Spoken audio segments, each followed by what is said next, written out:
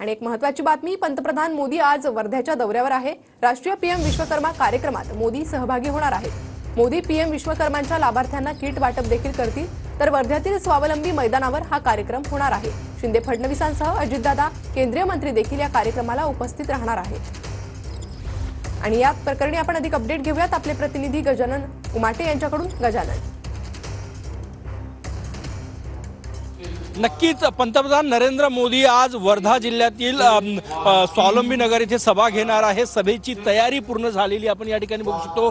PM Vishwakarma योजनेच्या लाभार्थ्यांना kit वाटप होणार आहे। वर्षपूर्ती सोहळा आहे, त्यासोबतच विविध विकास कामांचं लोकार्पण जे आहे ते या ठिकाणी केलं जाणार आहे।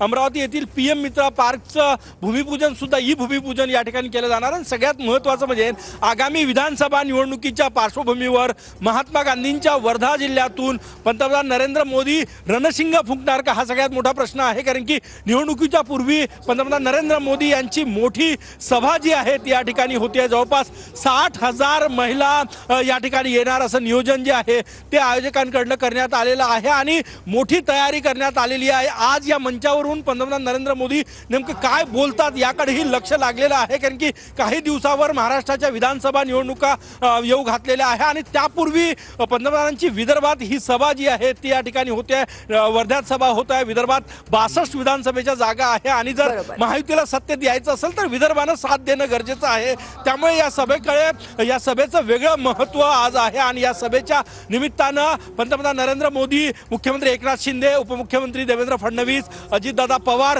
हे या ठिकाणी उपस्थित असणार आहे ना। रणशिंग फुंकलं जाणार आहे विधानसभा निवडणुकीचं। अधिक अपडेट या सभेचे तुमच्याकडनं घेऊ गजानन, धन्यवाद या सविस्तर माहितीसाठी।